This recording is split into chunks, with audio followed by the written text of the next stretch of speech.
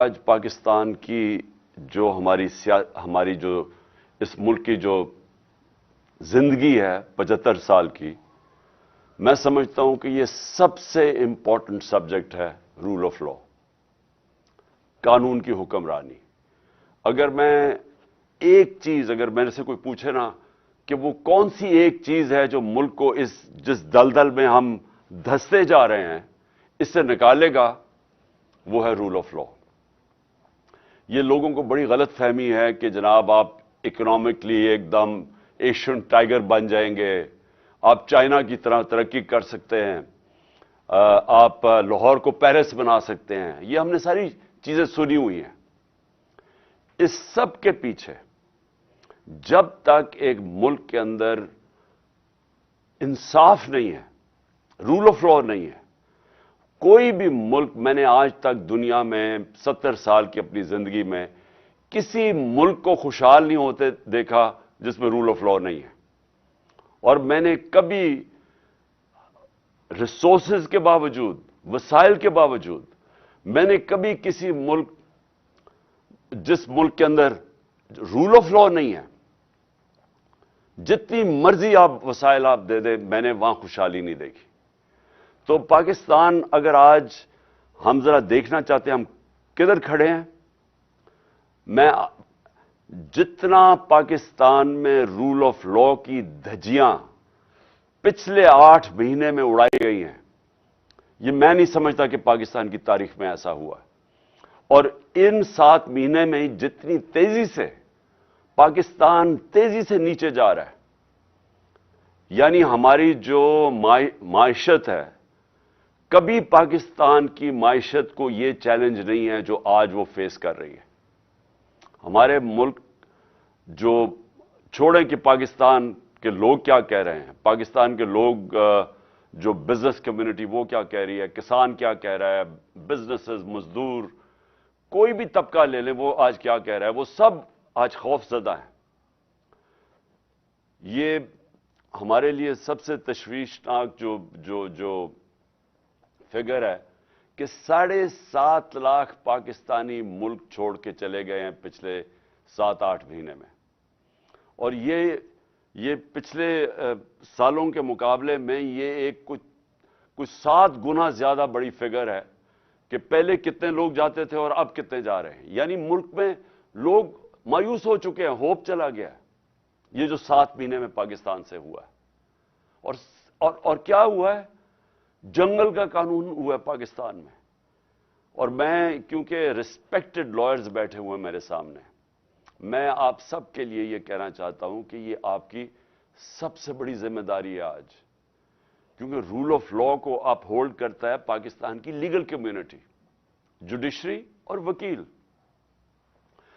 صرف آپ ایک چیز دیکھ لیں کہ جس طرح وہ لوگ جن کے اوپر پرانے کیسز کرپشن کے بنے ہوئے تھے، ہمارے دور کے نہیں بنے ہوئے تھے کیسز، ہمارے دور میں تو صرف ایک ٹی کیس تھا شہباز شریف کے اوپر، اور ایک FIA میں جو اس نے نوکروں کے نام پہ ان کو اور ان کے بچوں نے 16 ارب روپے کے نوکروں کے نام پہ پیسے لیے تھے اور وہ پھر ہضم کر لیے تھے۔ اور وہ جو ٹی کا کیس ہے کہ جدھر یہ پیسے جمع کرتے تھے اور ماڈل ٹاؤن سے پھر پولیس اسکورٹ میں وہ گاڑی کو وہ حوالہ ہنڈی پہنچایا جاتا تھا، ادھر سے پیسے باہر بھیج دیے جاتے تھے، اور جب باہر سے منگواتے تھے تو یہ وہ لوگ، کبھی چینی والا تو کوئی پاپڑ والا اور اس طرح کے لوگوں کے نام پہ پیسے واپس لے کے آئے، اور وہ جب ضرورت پڑے باقی پیسہ باہر رکھتے تھے۔ وہی آصف زرداری کا جو فیک بینک اکاؤنٹس کا کیس ہے، ایگزیکٹلی وہ دونوں وہ ایک ہی ہے۔ تو جو دیکھا گیا ہے کہ قانون ملک کے بدلے گئے، اسمبلی نے، نیشنل اسمبلی نے پہلے تو ایک رجیم چینج کروائی گئی ایک سازش کے تحت، اوپن مارکیٹ کے اندر منڈی لگی، الیکشن نہیں آکشن کی وجہ سے ایک آکشن ہوئی جس کے اندر لائلٹیز بدلی گئی، ہارس ٹریڈنگ ہوئی، گورنمنٹ گرائی گئی، اور اس کے بعد پہلا کام انہوں نے یہ کیا، اپنے کرپشن کے کیسز ختم کیے، اور پھر قانون ایسے بنائے گئے کہ ایک ایک بچا جو ان کے بڑے کرپشن کے سٹالورٹس تھے وہ بچ گئے سارے، اور سارے آپ دیکھ رہے ہیں کہ باری باری सारों की करप्शन केसेस खत्म हो रहे हैं। तो ये तो किसी दुनिया के मुल्क में मैंने ऐसा नहीं देखा। ये तो मैं शायद बनाना रिपब्लिक्स में भी ऐसा ना होता। ये तो कोई मगरबी जमहूरियत के अंदर कोई तसव्वुर भी नहीं कर सकता कि पब्लिक के पैसे चोरी करने वालों को पहले आप एक साजिश के तहत मुल्क के ऊपर मुसल्लत करें, उनके केसेस ना होने दें। ये भी मैं कहूं, हमारे दौर में मैं पूरी कोशिश करता रहा, मैंने पूरी कोशिश की कि इनके पूरे केसेस मैच्योर थे। नैब के अंदर से हमें कहते थे केसेस मैच्योर हैं, लेकिन पीछे से हमें इजाजत नहीं है। अब पीछे से इजाजत कौन नहीं दे रहा था? जनरल बाजवा साहब। जनरल बाजवा पीछे बैठे हुए थे, वो फैसला करते थे कि कौन सी नैब ने किसके ऊपर कब कितना दबाना है, फिर कब छोड़ देना है, कब अंदर उसको डालना है। शहबाज शरीफ का ओपन एंड शट केसेस थे, उसका केस ही नहीं लगता था। हम बिल्कुल बेबस थे, प्राइम मिनिस्टर बेबस बैठा था। और ये क्या शो करता है कि यहां मुल्क के अंदर जो कानून की हुक्मरानी है वो नहीं है, ताकत की हुक्मरानी है। और ये इससे सिर्फ यही नहीं है कि इस वक्त मुल्क के वो बड़े बड़े क्रिमिनल्स बाहर फिर रहे हैं और मुल्क के ऊपर बैठे हुए और फैसले कर रहे हैं, अपने केसेस भी बचा रहे हैं, और मुल्क की इकॉनमी नीचे चली गई है और ये ऊपर इनकी सारे केसेस माफ हो गए हैं और बाकी भी बैठे हुए आने के लिए। ये किसी भी डेमोक्रेटिक सोसाइटी में, आज अगर आप चाइना को कहते हैं, चलिए जी चाइना, मगरब कहता है कि वो डेमोक्रेटिक सोसाइटी नहीं है, लेकिन प्रेसिडेंट शी जिनपिंग ने 450 वजीरों को 7-8 सालों के अंदर उसने जेलों में डाला करप्शन पे। तो अगर ये इतना बड़ा इशू नहीं था, तो क्यों वो जो भी मुल्क आगे बढ़ रहा है वो क्यों इतना करप्शन के ऊपर, क्यों इतनी वो जोर लगाते हैं कि ताकतवर करप्ट लोगों को कानून के नीचे लेके आए? क्योंकि यही एक सक्सेस होता है एक माशरे की, जिसको लेवल प्लेइंग फील्ड कहते हैं।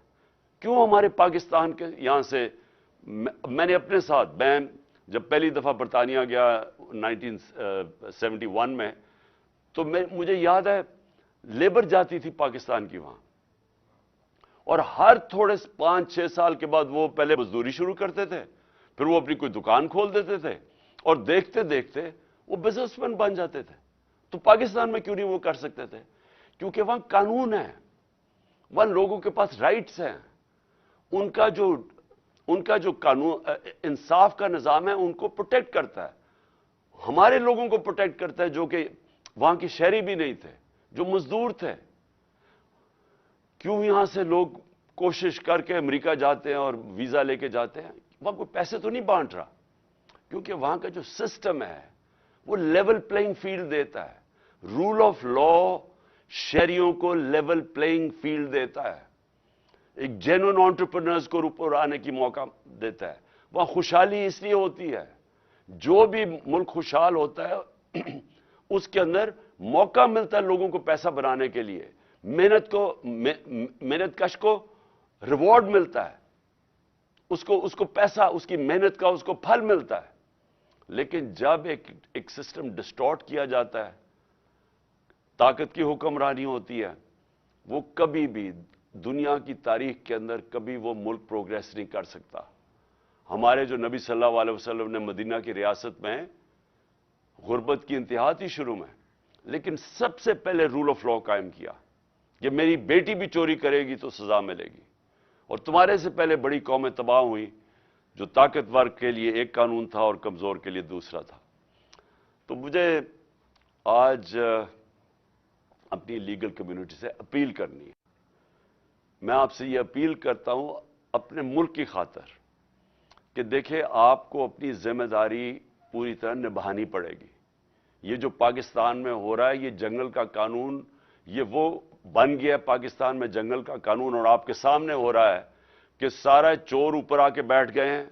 और जो लोग कैंपेन कर रहे थे, यानी मेरी तरह के आदमी जिसने अपनी जिंदगी के 26 साल सिर्फ इंसाफ की तहरीक में लगाए, कि कहता 26 साल से कह रहा था कि अदलिया को आजाद होना चाहिए, जेल में गया उसके लिए।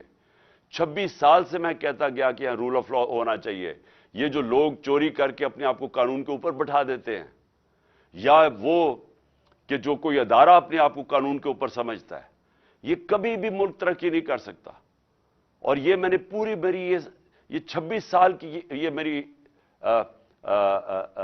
जद्दोजहद थी, और 3.5 साल जब मैं गवर्नमेंट में बैठा था तब भी मैं इसके ऊपर पूरा जद्दोजहद करता गया। जब मैं कहता गया कि मैं एनआरओ नहीं दूंगा, एनआरओ का मतलब क्या है? एनआरओ देने का मतलब यह है कि आप वो लोग जिन्होंने पब्लिक का पैसा चोरी किया है, आप अपनी कुर्सी बचाने के लिए, क्योंकि वो आपको ब्लैकमेल कर रहे हैं, आप उनको माफी दे दें, जो जनरल मुशर्रफ ने किया था और इस बार जनरल बाजवा ने किया। तो ये इससे ज्यादा मुल्क से मैं कहता था मैं गद्दारी करूंगा अपनी कौम से कि अगर मैं इन लोगों को एनआरओ दूंगा, जिनको आज एनआरओ मिल गया। और आपकी सबके सामने कभी भी ऐसा नहीं हुआ कि एक मार्च के अंदर पाकिस्तान की इकोनॉमिक सर्वे की फिगर्स पढ़ लें कि हर तरह इकोनॉमिक ग्रोथ पाकिस्तान की 6%, रिकॉर्ड हमारी एक्सपोर्ट्स थी, रिकॉर्ड टैक्स कलेक्शन थी, रिकॉर्ड रेमिटेंसेस थी, 4 फसलें रिकॉर्ड थी, किसान खुशहाल था, सर्विस सेक्टर आगे जा रहा था। मार्च से आज देखें पाकिस्तान का हाल क्या है। और ये जो 7.5 लाख लोग मुल्क छोड़ के जा रहे हैं, हमारा नौजवान डायनामिक हमारा सेक्टर, ये सोचें कि कितनी मायूसी आज पाकिस्तान में है कि जो इस मुल्क के साथ हुआ 7 महीने के अंदर। तो मैं इसलिए आखिर में फिर से आपको अपील करता हूं कि आपके ऊपर बहुत बड़ी जिम्मेदारी है। ये जो आने वाले दिन है, इस मुल्क को आपकी जरूरत है। आपको हर तरह का प्रेशर डालना चाहिए कि there are no holy cows. ये जो एक अपने आप को कानून के ऊपर लोग बैठा देते हैं और वो सामने हमारे मुल्क के अंदर मजाक होता है। ये जो इलेक्शन कमीशन कर रही है, इतना ब्लेटेंटली एक बायस कर रही है सबके सामने। 8 दफा इन्होंने हमारी पार्टी के खिलाफ फैसले दिए हैं, 8 दफा हम अदालत गए और 8 दफा अदालत ने ओवरटर्न किए फैसले, क्योंकि हमारे खिलाफ दिए हैं। तो ये जो सारा एक पूरा क्लीक बना हुआ है, माफिया बना हुआ है, इस मुल्क को सिर्फ इनका मकसद रूल ऑफ लॉ खत्म करना है। इसलिए कि जब तक रूल ऑफ लॉ है तो तब तक इनके सामने रुकावटें हैं। रूल ऑफ लॉ खत्म हुआ तो ये और इनके बच्चे इस मुल्क के ऊपर हावी हो जाएंगे। और ये आपके ऊपर जिम्मेदारी है। मैं इंशाअल्लाह, मेरी तो कमिटमेंट है, जब तक मैं जिंदा हूं मैं इनका मुकाबला करूंगा और रूल ऑफ लॉ के लिए लड़ूंगा। लेकिन मैं फिर से ये चाहता हूं कि हमारी जो लीगल कम्युनिटी है, इसकी बहुत बड़ी जिम्मेदारी है। और मैं उम्मीद रखता हूं कि आप अब इस मुल्क को बचाने के लिए, क्योंकि मैं एक्चुअली बिलीव करता हूं कि अगर हमने रूल ऑफ लॉ के लिए ना लड़े तो हमारे मुल्क का कोई फ्यूचर नहीं है। शुक्रिया।